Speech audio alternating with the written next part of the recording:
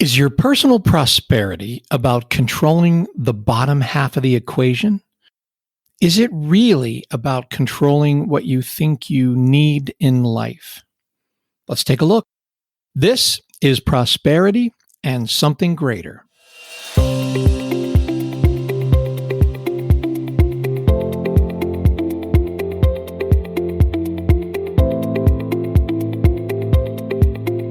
My guest today is Captain David Marquet. He's a top graduate of the U.S. Naval Academy, and from 1999 to 2001, he commanded the nuclear-powered fast attack submarine USS Santa Fe.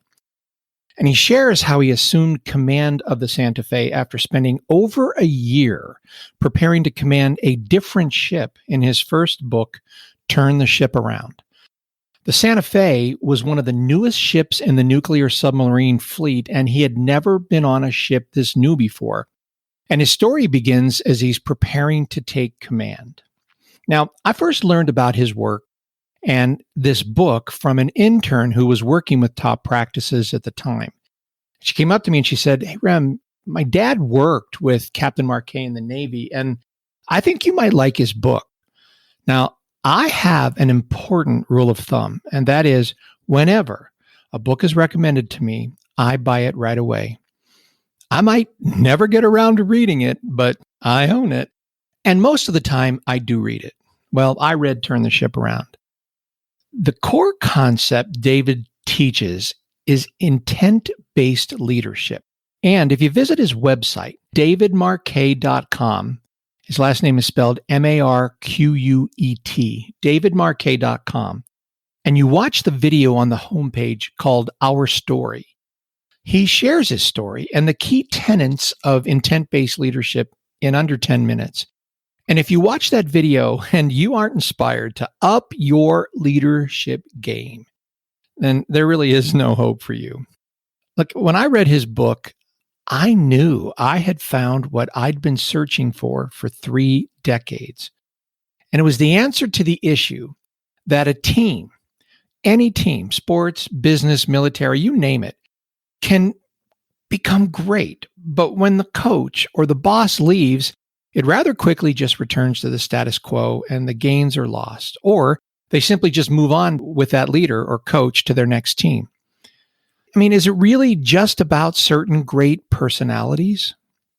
David explains and then teaches that, lucky for all of us, that the answer is no. Leaders inspire culture shifts that emancipate their teams, not empower. Empower is now a dirty word for me. If I empower you, I can disempower you at any time. But if I emancipate you, I lose control and you gain it and will never give it back. And this is when the magic happens. The problem for us as leaders is giving up control is terrifying to us. I mean, we got to where we are because we're control freaks.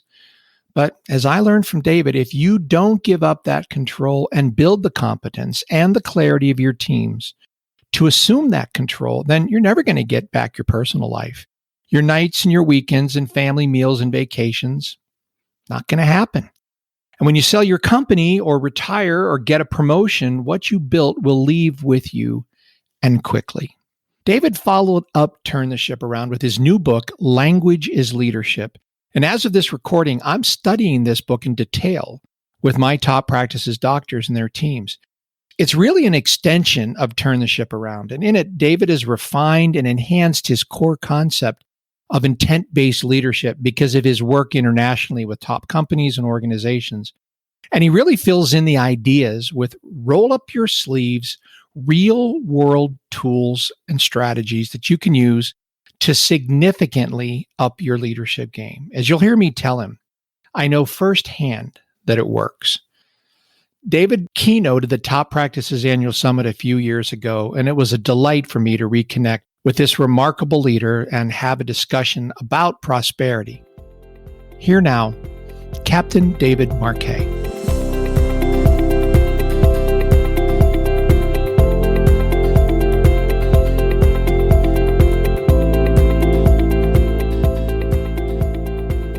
Hey, everybody. Welcome to the podcast. This is Rem Jackson.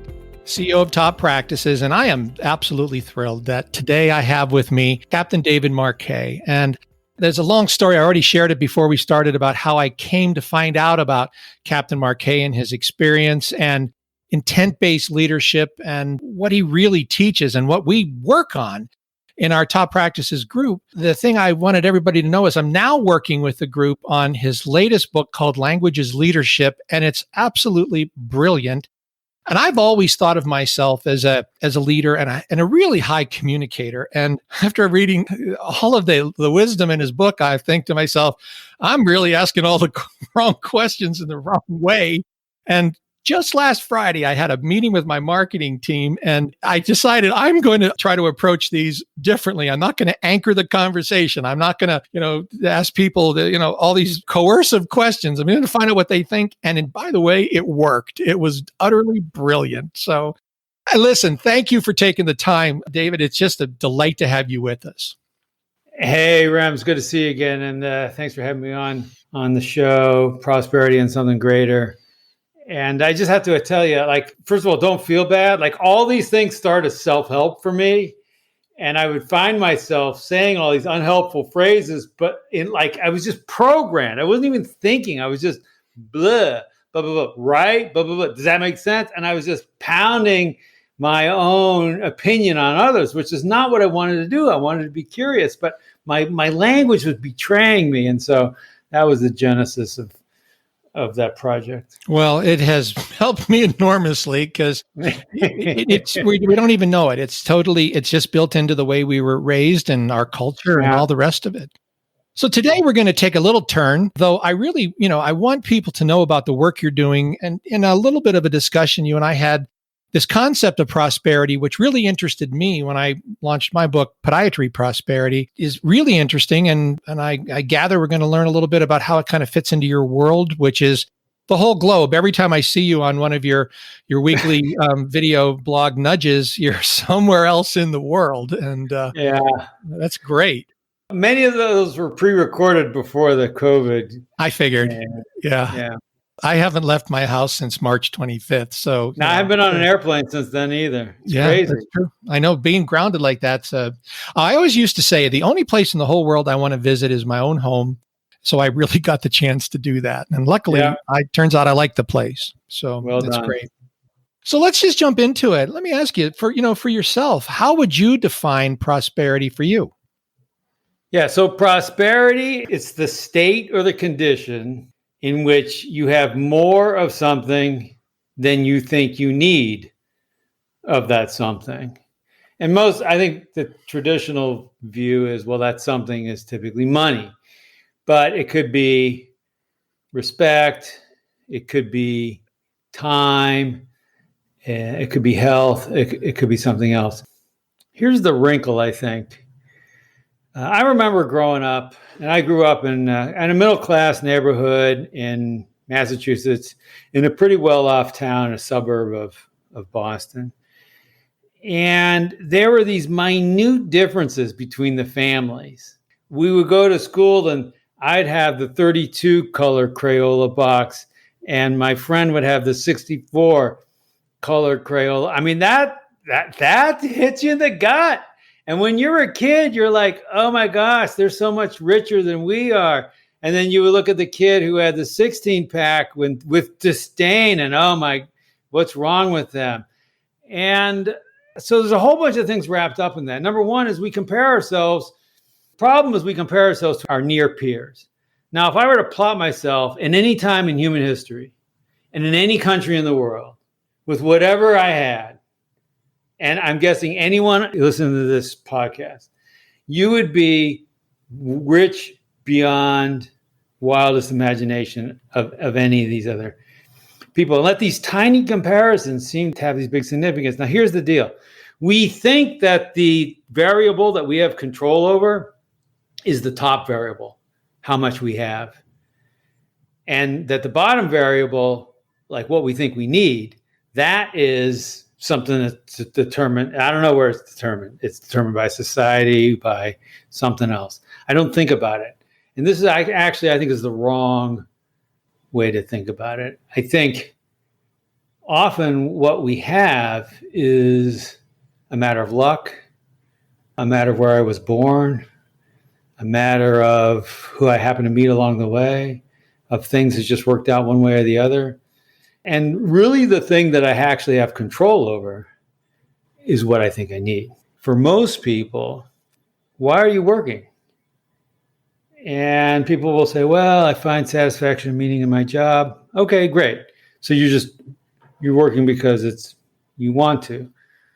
Well, but to be truly honest, I can get a faster Porsche and I can upgrade my swimming pool, whatever. Now, all these other things tend to be things that we're making up. We don't really need them. We're just making them up.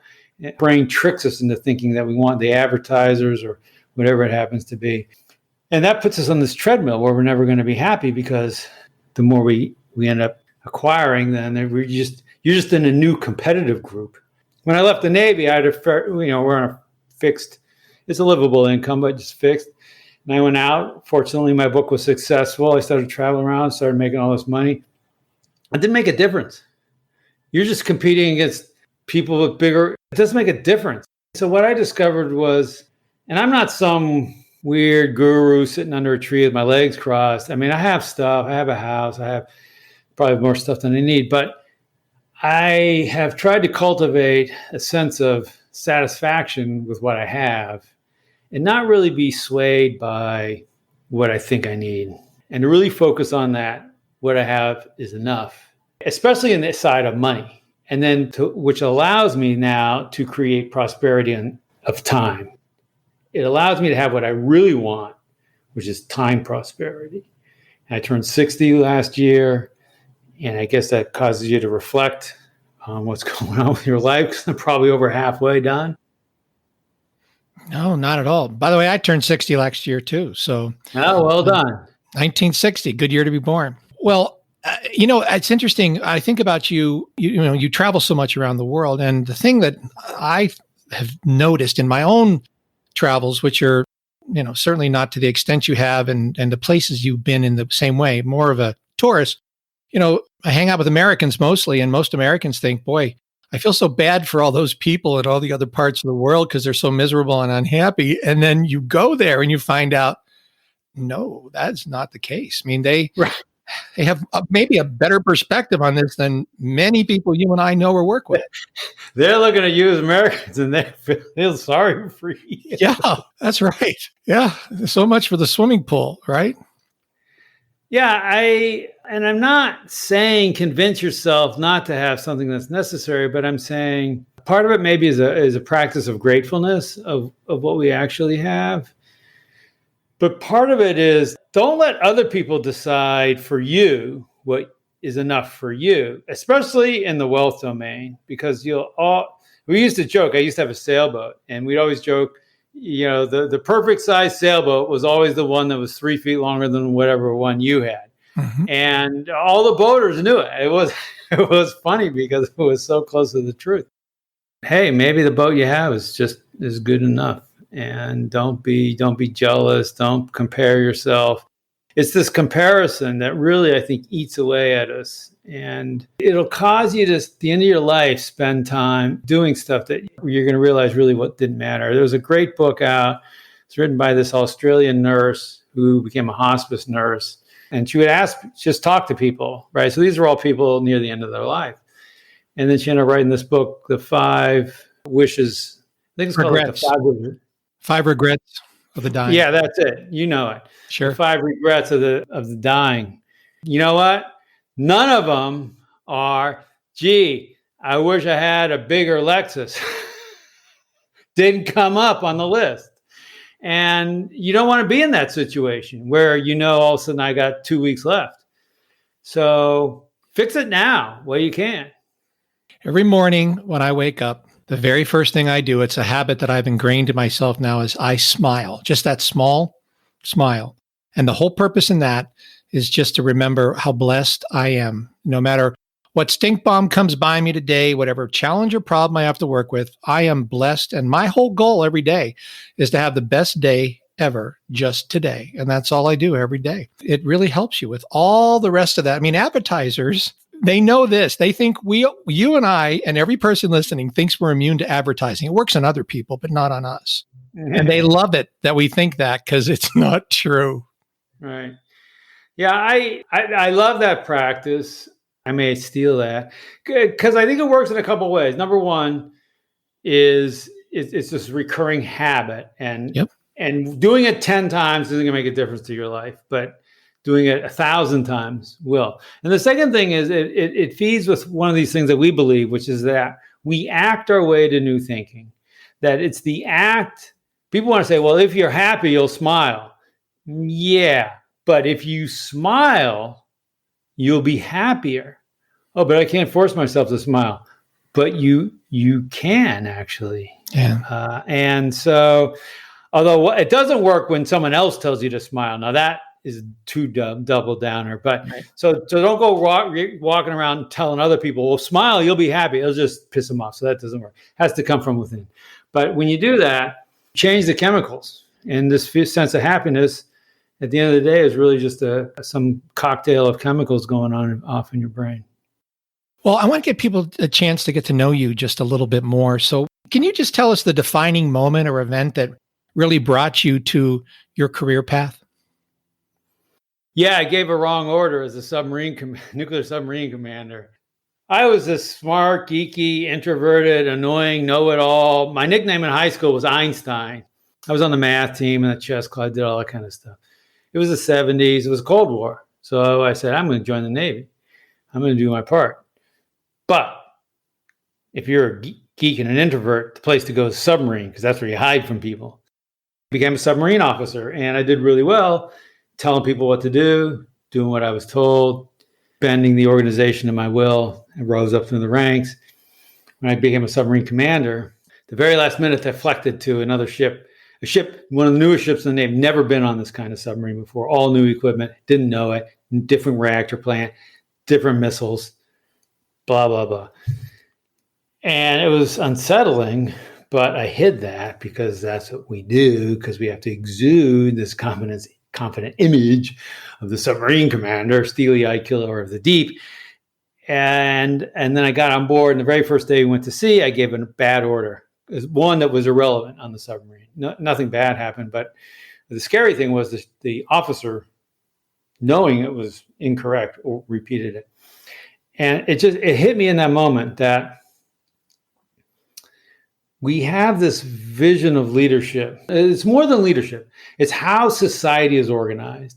It's how organizations are structured, where one group of people makes decisions for the other group to perform. And these are the thinkers and these are the doers. And we have this dichotomous language where we have union, non-union, or management, non-management. We pay people salary, we pay them hourly, and we wear different uniforms, and we codify this into society.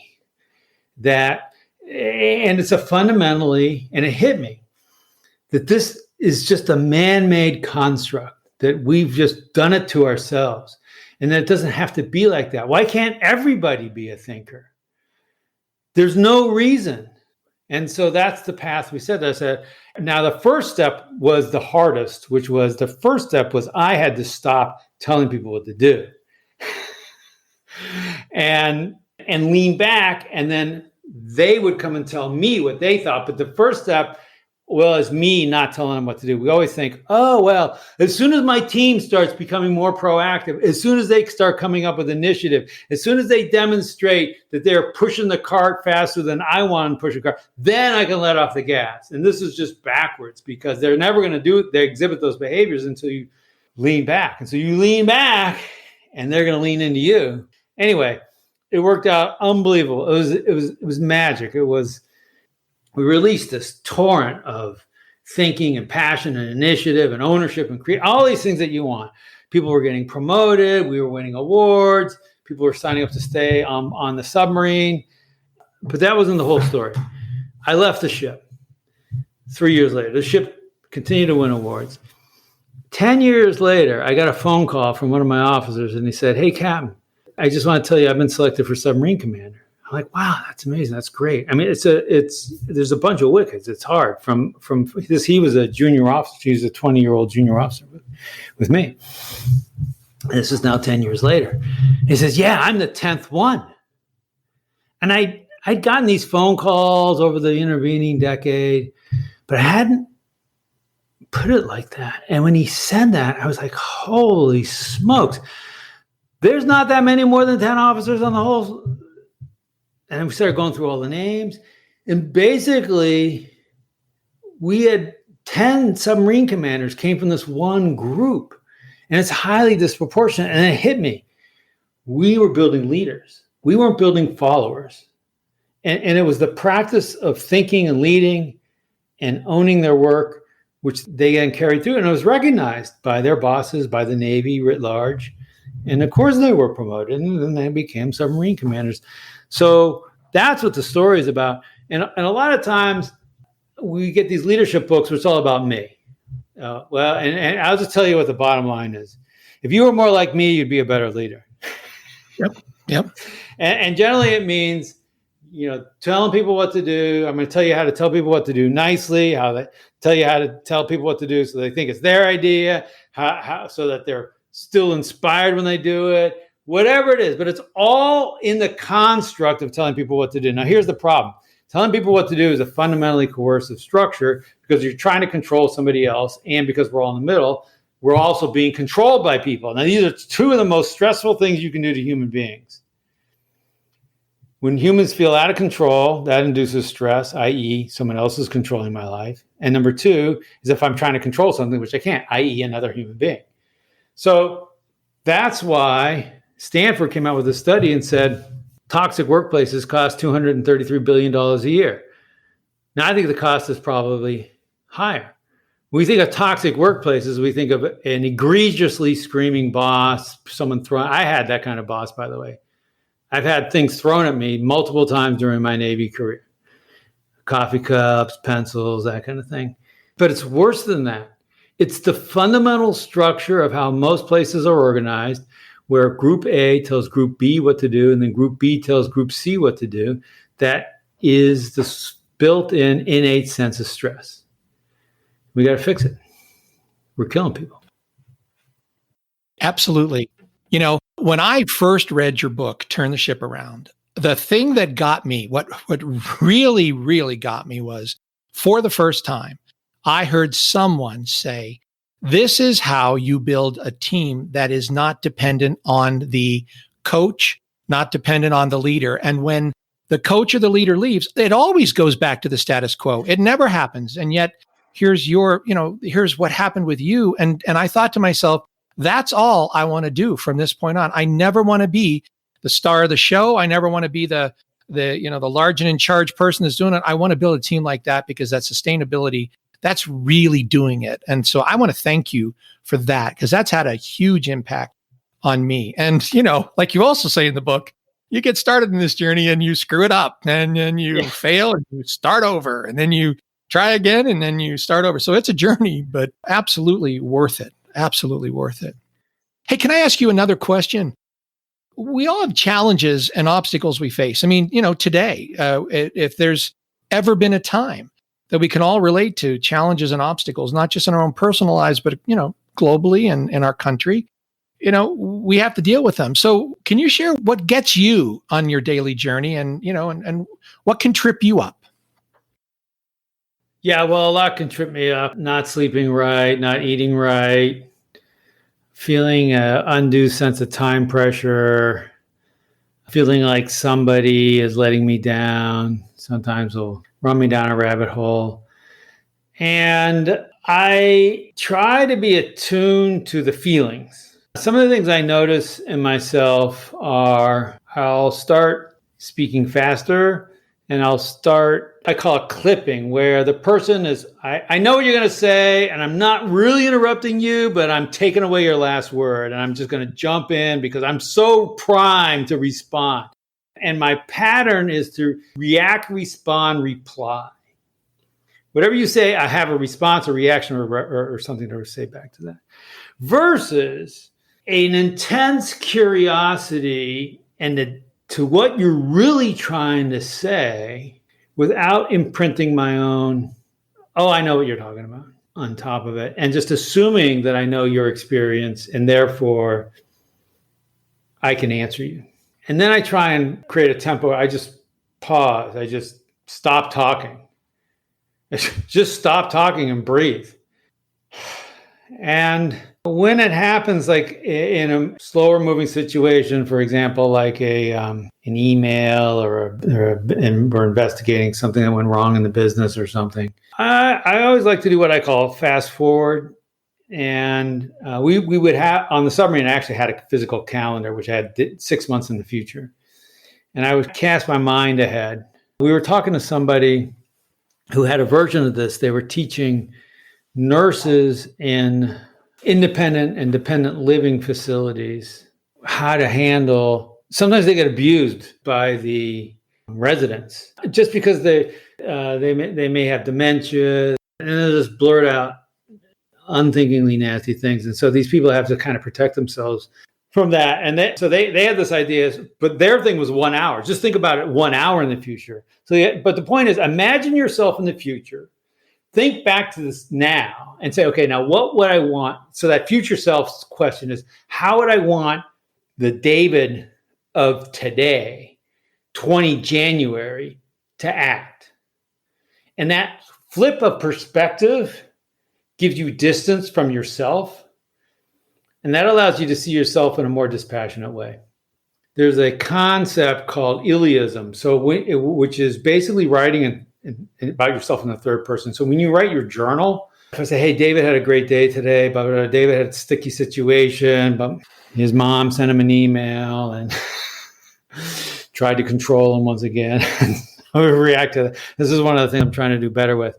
But what happens is it, again, creates a little bit of distance between you and yourself. I call it get out from behind your own eyeballs.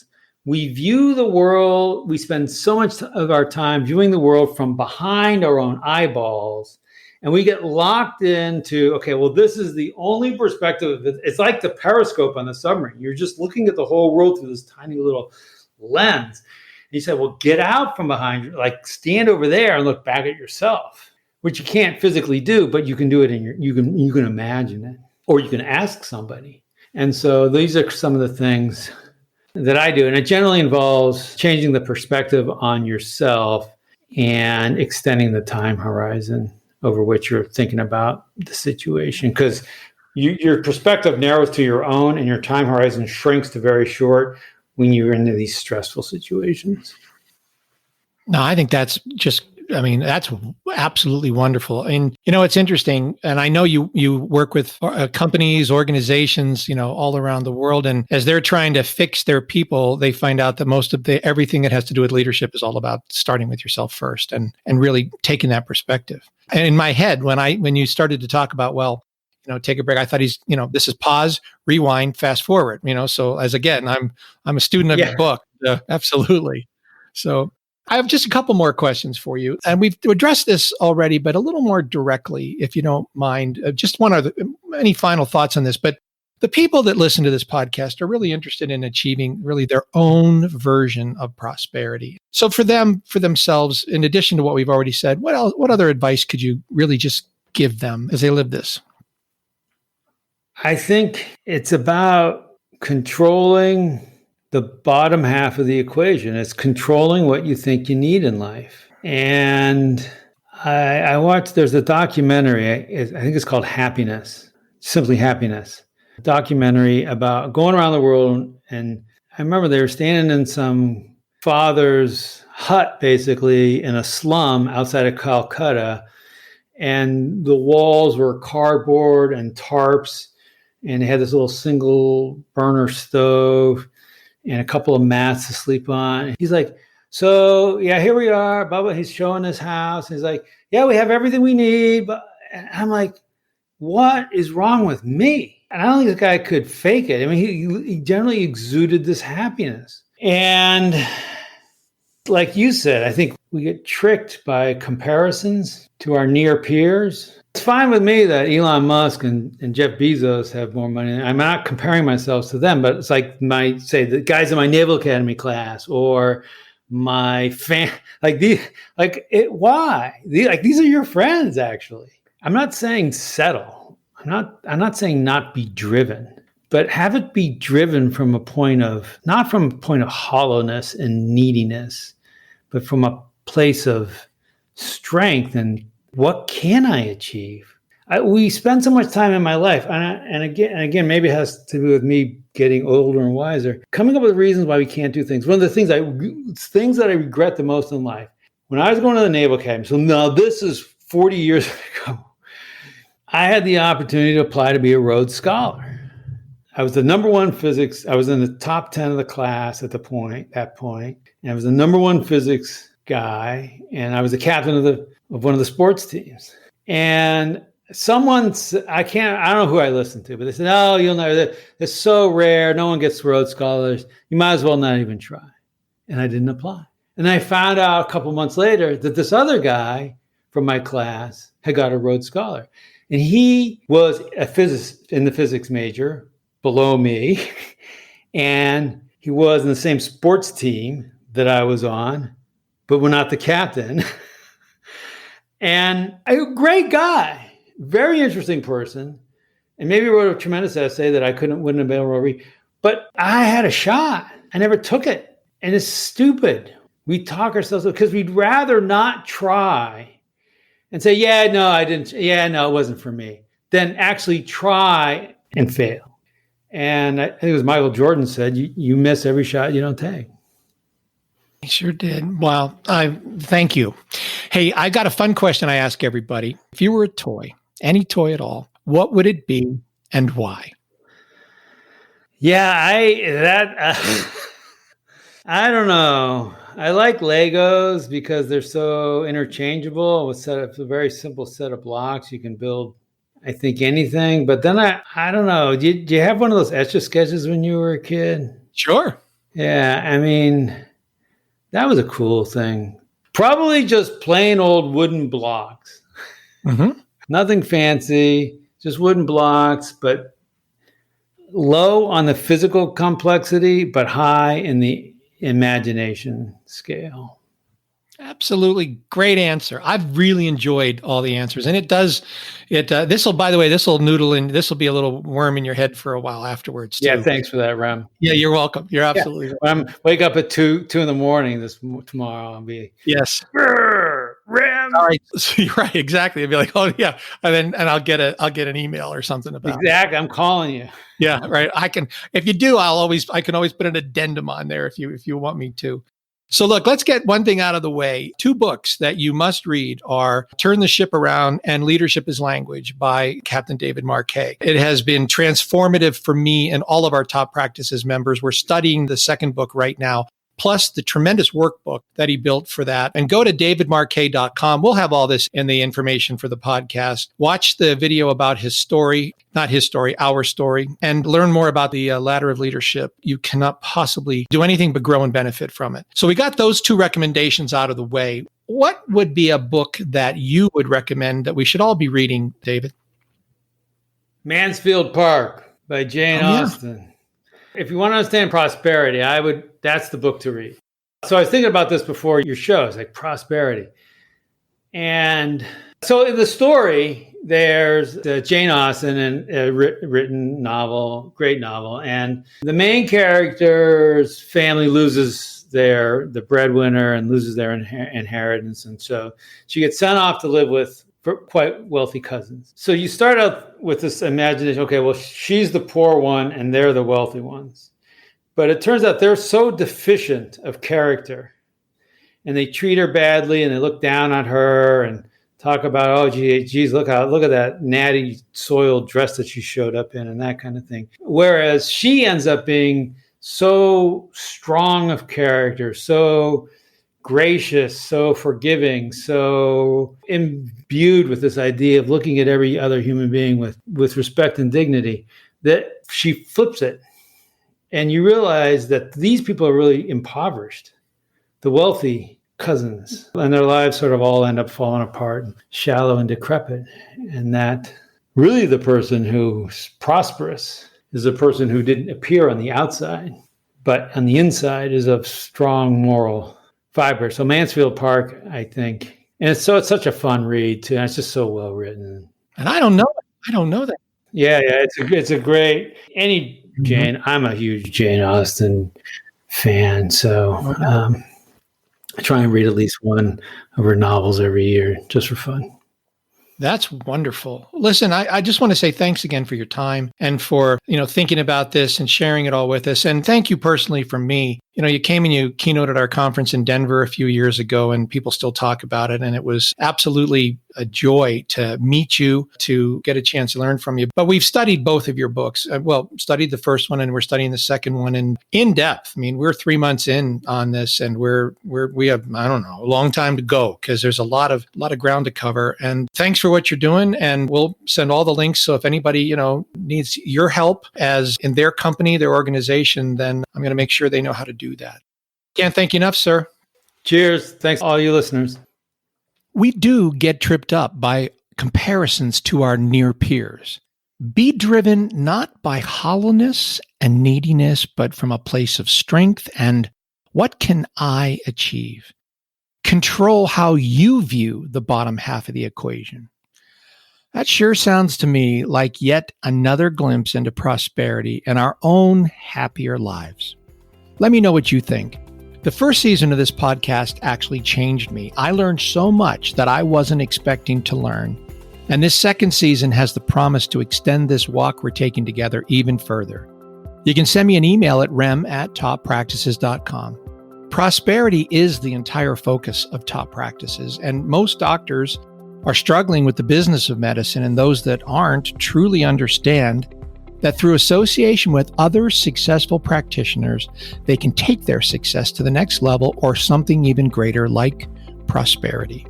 Prosperity in business is a function of mindset, marketing, and management, and that is our mission at Top Practices. You can find out more about Top Practices, our marketing and management programs for doctors, our workshops, and annual summit at toppractices.com. Until next time, this is Rem Jackson. Smile when you wake up, and then have a really great day. Your best day ever. Nothing is more important.